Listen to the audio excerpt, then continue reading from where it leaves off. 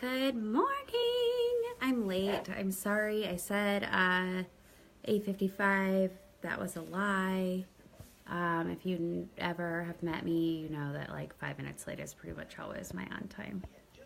I was not always that way, but I am now. Happy Tuesday to everyone. I am trying to come on a little bit more. I'm going to try to do a live chat every Friday morning like I did last Friday. But also I'm going to pop on here and there and just say hi. And today I'm doing a little giveaway and talking about Barrett. My oldest turns 9 today, which is crazy. And I've had a fair amount of people already remind me that means he is halfway to being an adult, which means that I should be halfway to being an adult, I would guess. Hopeful.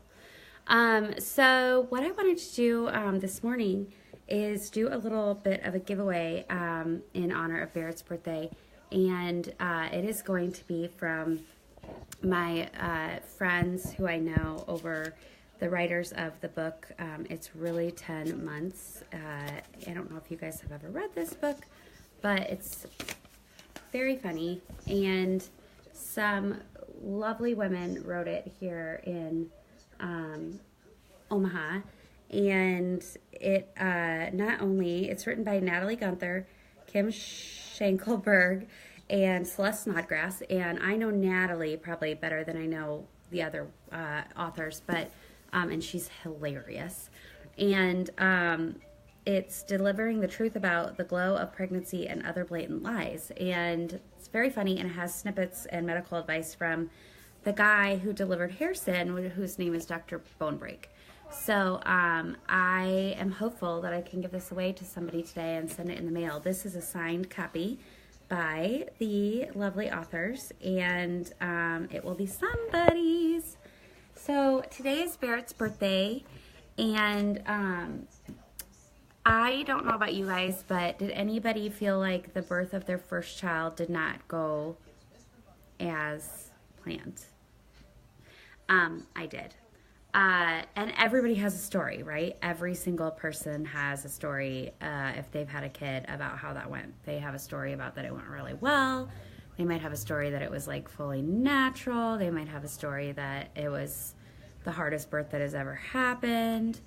Yes, Katie, you know, right? But the reality is that no one's had the toughest birth that's ever happened, and no one's had the best birth that's ever happened, because it's all relative and it's all subjective. But I think sometimes as humans, you know, we hear somebody else's hard or whatever, and we're like, well, mine was harder. Or we hear somebody else's hard, and we think, oh my gosh, that sounds so much harder than what I could ever imagine going through. I don't know how they did that. And that is the premise of the book that I'm writing. It's all about the ways that you find goodness in the hard things in life, and how everybody's hard is different. And so today I'm going to talk about, I'm going to read a little excerpt from, It's Really 10 Months Girls did the first book, and it's their writing about being pregnant, and they each had high-risk pregnancies and interesting things going on, fertility, stuff like that. Well, then they did a compilation book or an anthology book, and you might see a lot of these where, think like Chicken Soup for the Soul, where people submit essays and then they get picked up, right? So It's Really 10 Months Special Delivery was their second book, and actually the weekend that I found out I had to go in for a biopsy was the same weekend that they released this book. So in 2015 they released this book, and while I think the first book is good, I'm partial to the second book because it's all different moms' stories. So let me just tell you really quickly. There is a one called The Great Bowel Escape. There is one called Bless the Baby but Fuck All the Fluids. Excuse my language. There's one that I know, The Elephant Man in My Vagina. So these are hilarious. So if you're looking for a funny real mom read. So today I'm going to give away one of the It's Really 10 Months books But I also wanted to tell you about what else is going on here at the blog. So I've been working on a book proposal. Let me just tell you that, okay, let me just tell you this. So I decided after, a fair amount of people over the years saying, you should just write a book, Ashley, you should write a book. And I thought, okay, like I've got all this content. Sure. Like I'll put together a book. And honestly, like if I had to tell you how I thought it went down, it's like you write a book and then you like go to Kinko's and then you like copy it. And then, you just like wait to see if somebody calls you and wants to print it. Like, isn't that how that goes? Okay. This is proof I'm from Nebraska because I just have no idea how the whole book industry works out. And so I've been lucky to be able to talk to a few people about books and how this all works. And I did talk to one woman and with I had no delusions of grandeur when I was talking to this person. I mean, I knew she's a pretty big deal. And she said, I think your writing's good, but you're not famous enough to be famous. And I was like, oh my gosh, like, no, I'm not famous at all. I'm not trying to be famous. Like, I just decided I would put a book together because people told me to write a book. So right now I'm going through the book proposal process. So the way that the book industry works is you could self-publish, which sounds easy peasy and wonderful, right? Like, why wouldn't you just self-publish? Why wouldn't you just pay the money and then get to keep all the money? Fruit snacks. Sure. Fruit snacks. Why wouldn't you just do that? Why wouldn't anybody just want to be in charge of their stuff? Well, because apparently it's like a shit ton of work to actually sell the book. Like, the book doesn't just sell itself. And so you try to get your book represented by an agent. Okay? So then the agents are who then try to sell your book to the publishers. Like, this is not, again, this is like, I stay home and I write a little on my computer and I'm a cancer survivor. And I mean, so then you start to get this whole, oh my gosh, I'm not going to make it. Like, I can't do this. I can't do this. This is way harder than I thought it would be, or way more work than I thought it would be. Or for me, I struggle with like, well, I don't want people to think that I think I'm such a big deal or I'm trying to be famous. Like, I just figured I have words. Why not just put them into a book?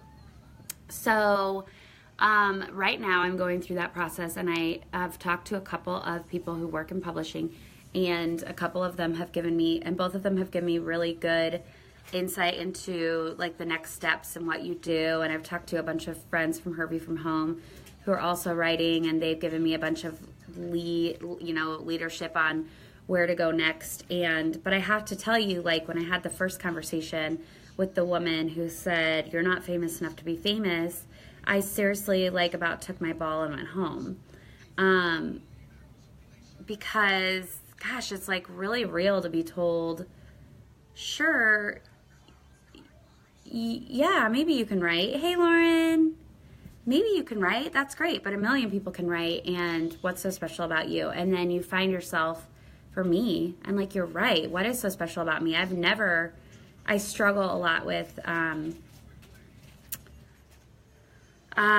would that be called? Like, I don't want people to think I'm self-important or that I think I'm any more special than anybody else. And it's been a long struggle in my life with that. And I know it sounds really weird. And then you're like, oh, I'm so sorry. Actually, that sounds so difficult. Oh my gosh, your life is so hard. And that's not the thing. I'm not trying to get attention by saying that. Like, I think we probably all struggle with confidence in some way. And my confidence has always been a struggle to talk about myself. And one of my friends told me the best thing, and I wanted to share it with you. And it's not about saying, because I've been asked, some other cancer patients have said, well, what do you say is your expertise or your credentials when you are going to speak and you're going to get paid for speaking, or when you write and you want to get paid for writing, or when you do whatever it is you love and you want to get paid for doing that. My struggle has always been, what on earth, why would I think I'm so special that I should get paid for that? And anybody who does any job, that goes and does a job, you would expect to get paid for that. But when it's your own soul on the line, it feels a little bit like you're like bragging, or you're just like in your own world, or you think you're so important, or you think yourself like something better than other people, you know? And so I really struggle with that because I've been given this platform and this whole life evolving thing of cancer, and I never wanted people to think I was using that as a springboard or as a way to get famous. I don't think any of us here want to be famous. Like that's like a foreign idea to me growing up in Nebraska, living here. Like, I didn't grow up with YouTube and everything. I don't think that a lot of women around our age, my age, with little kids, are sitting at home thinking like, how could I get famous?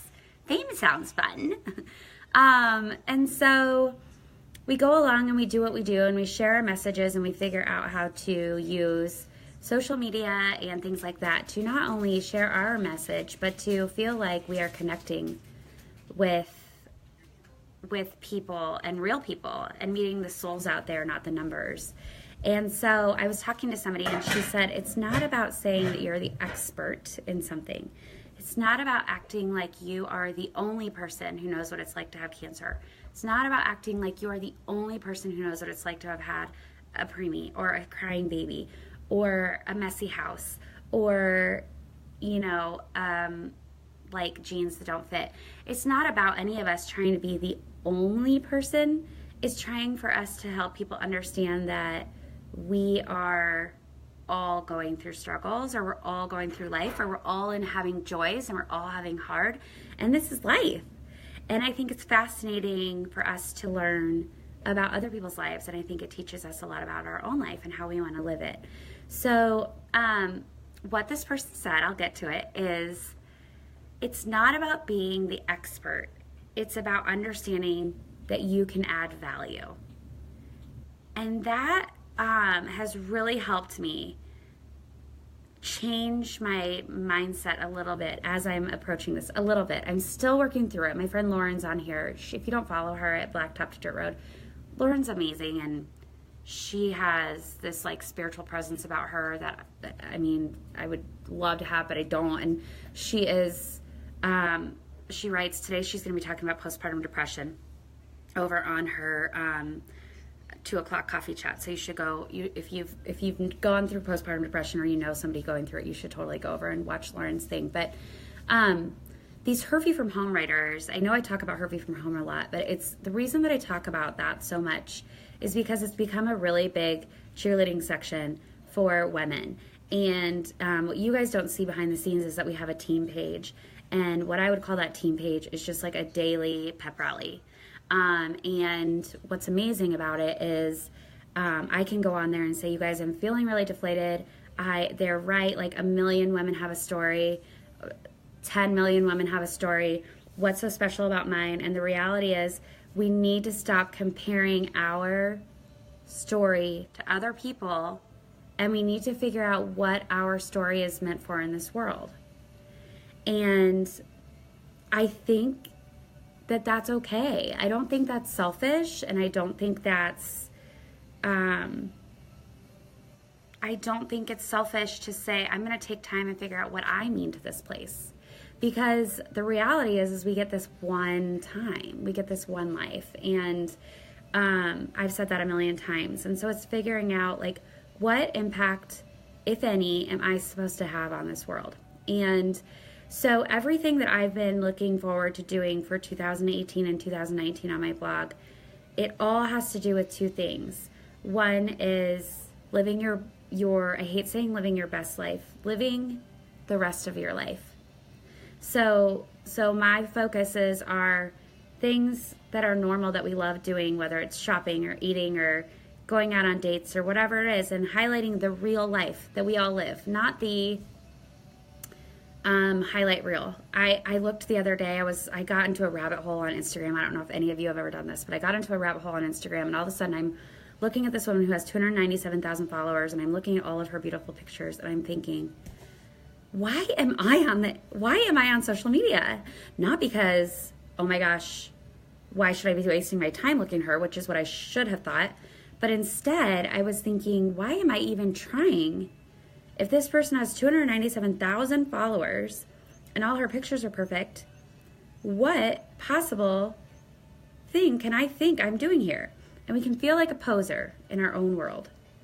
We can feel like a poser. But the reality is, instead of looking at, I can't be the next, I wrote about this in the Making Your post at the beginning of the year, but instead of saying, I can't be the next Joanna Gaines, so why should I try to decorate and help decorate people's houses? Or I can't be the next,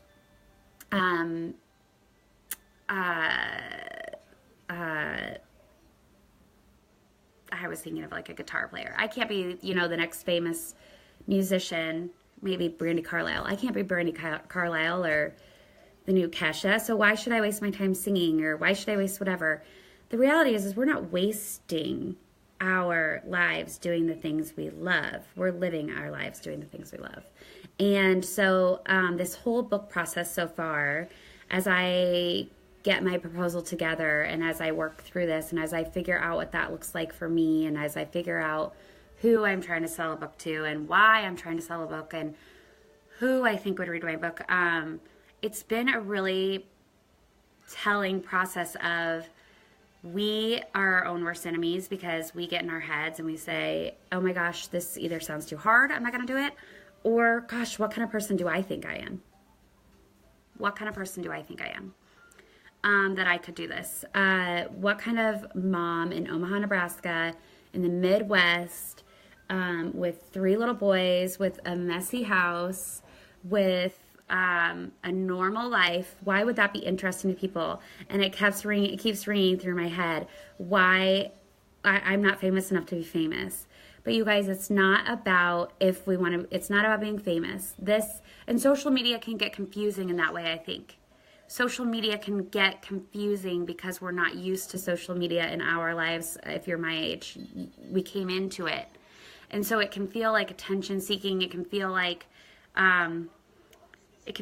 we're trying to present a life that's not real. It can feel like we're trying to put a life forward that's not ours. It can feel like we're trying to be something we're not. But really, social media is not that. It's the tie that binds us together. And it is the way that we're able to share our story with the world and see all the different stories. And I love it for that. So I just this is a really long message to tell you as I'm going through this book process that it is not about being the best or the expert. It is about how we can add value. And we all have a way we can add value in some way. So yes, Lauren just said self-promotion versus message promotion. Yes, exactly. So when you're out there and you're trying to do what you're trying to do in life and you put something on social media or whatever, stop feeling like it's self-serving or that it's being egotistical or that you're being, just focused on yourself. Know instead that it's important for ourselves to feel like we matter, but really it's, I think, more important for other people to know that they matter, and sometimes through watching other people's stories, they can tell what matters about them. So I think that we all have special gifts, and I think that we're all here for something, and I think that it's not up to us always to know what that is. And so we take the journey that's put in front of us, and we go where it leads. And so with the book thing, that's what I'm doing. I've been praying on it a lot. I've been asking a lot of questions. I've been talking to a lot of friends that have been in this book, life. And the reality is that, and this thing that I need to remember is that even if I don't self-publish, I was never, no matter how many agents I talk to and stuff and how overwhelming that sounds and seems and how many people I meet who are also writing books and whose stories sound better and whatever, it's not about being the expert. It's about knowing your value and bringing that value to the world. And it's also knowing that nobody else has your story. So somebody else may have written a book or has a social media account or does what you're doing out in the world, but they are not you. So as Dr. Seuss says, no one is more youer than you or whatever. So that's just my message for today is I want you to know, I want to tell you about my struggles and what I'm learning as I'm going through this book process, because I've been very transparent the whole way through. And I have to tell you, it's been really hard for me the last couple weeks to even talk about this process very openly, because it's a whole different kind of vulnerable. Because this isn't like, I'm not writing a fiction book about, I don't know, about Encyclopedia Brown I'm not writing that. I'm writing about me. And this is, it's kind of turning into kind of like a self-help book, which is not the direction I was initially going. And so then I get overwhelmed, like, oh my gosh, what am I doing thinking that I can give self-help? And then I have to tell myself, like, that's really what my blog has been doing the whole time, is self-help and my self-help, helping me, helping myself. So, yeah, I wanted to talk about that and be really real about where I'm at in that process. And then because it's Barrett's birthday, and because I'm going to be giving away, if you missed this at the beginning, I'm going to be giving away a signed copy of It's Really 10 Months today here on my blog. And again, it's written by some wonderful authors here in Omaha. And I am going to read you a snippet of, so I am one of the authors in It's Really 10 Months Special Delivery.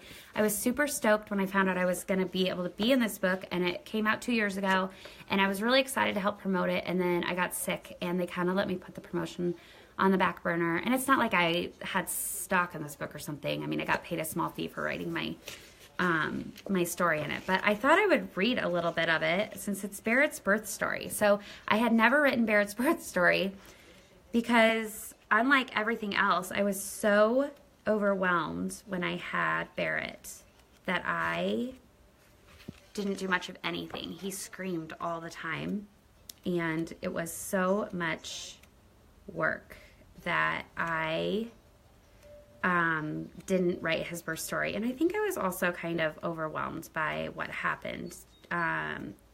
So right after Barrett was born, we all have these things. They took him away, and they thought that he had something called T fistula. And T fistula is when your stomach and your esophagus do not connect in childbirth or in utero.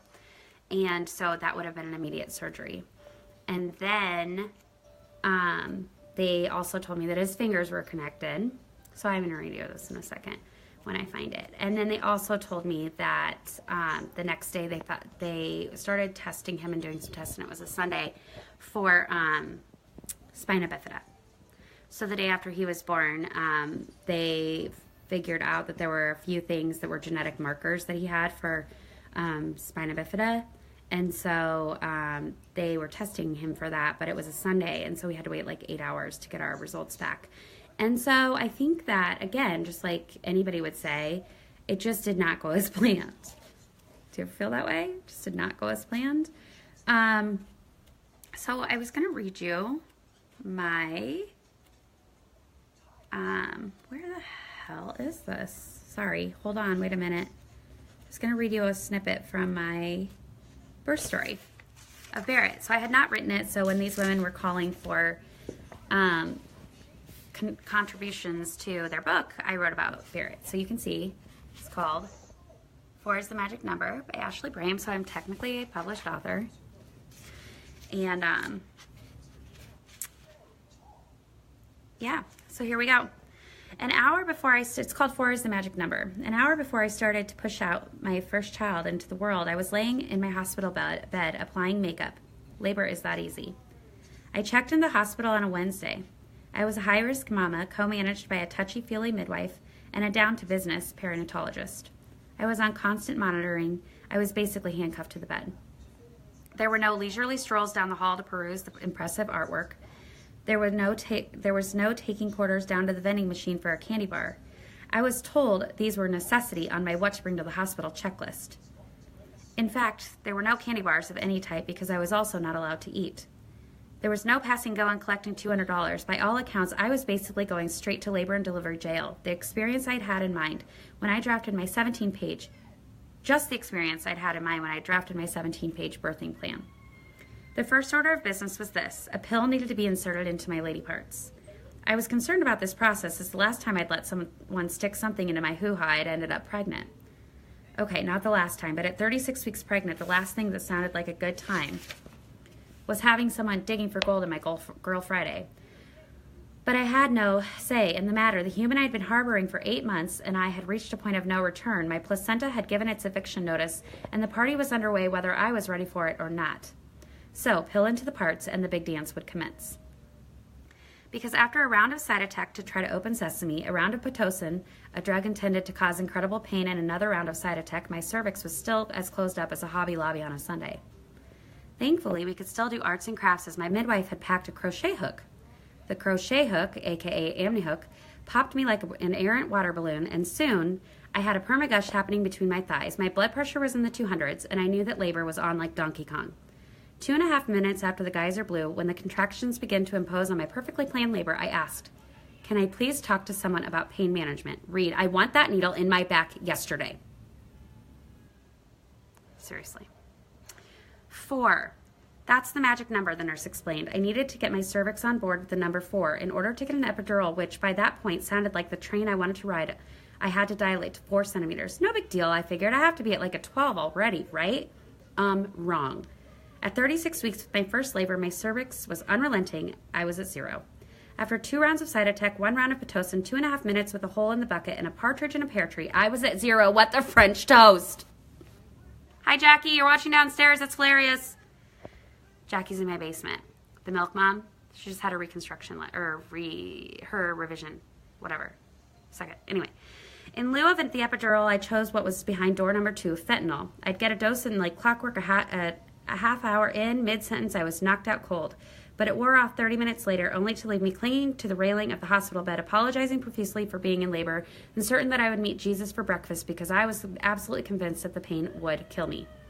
3 rounds of the narcolepsy inducer, and I cried uncle, begging someone to bring in the jaws of life to pry my cervix ajar. Okay, I don't know the rules about me reading this whole thing because I'm guessing they want people to buy this book. So I'm just going to read the end of my thing. Here we go. I pushed 3 times and he made his entrance. A boy, because we didn't know. I held him. Then they took him. As I sat there watching my midwife wave my placenta in the sky and began stitching up my forever changed cha-cha with the world's largest needle and thread, the nurse approached. There are some issues. We think he might have tracheoesophageal fistula or T fistula. A what? I thought. He also has an undescended testicle. Poor little one nutter. And some webbing. Stop the music. He has some webbing, like a duck.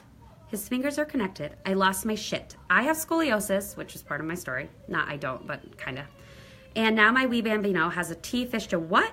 I could handle the testicle business. 2 seems excessive anyway. But webbing? I'd had 26 ultrasounds and no one could have told me that my kid had fins. No one could have any clue that I was carrying the next Michael Phelps. Come on in, Case. My friend Casey's here to do some organizing. My mind ran on as they whisked the little man away for ultrasounds. I wanted nothing more than to do a shot of tequila. This was not how everyone... Hi, Ellen! This was not how everyone said it was supposed to go. You birth the babe, you count their separate fingers and toes, wrap them up in the blanket, and you go back to your regularly scheduled program. Eventually they brought him back. He didn't have T fistula, he did have webbed fingers, but that adds character, I thought. We arrived on a Wednesday, it was now a Friday, and we were the proud owners of our very own person. A 4-pound, 9-ounce person that we were in complete awe of. While I still wanted the shot of tequila, a glass of champagne, and my cake, I also wanted to not let them take him away from me ever again. Labor hurt like a beast. It was not easy. My girl parts were definitely torn up about the whole experience. It was scary, awful, hilarious, freaking magical. But I did it 2 more times, and I've never regretted getting to be the conduit for miracles. In fact, for me, of all the things I've ever done, I think it has been the most worthwhile. So that is part of my, I didn't read the whole thing, but that is part of my, I left out the middle. My excerpt in this is the Magic Number book. And I am going to be giving away this book too today. So in honor of Barrett's 9th birthday, I wrote that when he was older, but that was my day 9 years ago. And we all have our own day when our kids came into our lives and we met them and it didn't go as planned. And so what a reminder for the rest of our lives that things are not going to go as planned. and that life has its own way of figuring itself out. So if you haven't watched this whole thing, I talked about the book writing and just how that's going, and the book publishing side of things. If you have any questions as I'm going through the book publishing side of things and the book agent looking and book shopping and all of that, you can reach out to me. I'm not sure that'll be a lot of help, but like I said, I'm working on my proposal right now. I've got the book basically done. And so, yeah, that's my story. Today is Barrett's 9th birthday, so in honor of that, I will be giving away this book and the precursor to that. It's really 10 months, and I'm so excited that you all join me. I will put a picture of the books up, and you guys can nominate yourself to win it. Otherwise, have a great day, and happy Tuesday, and please pray for sunshine because I need it. Bye.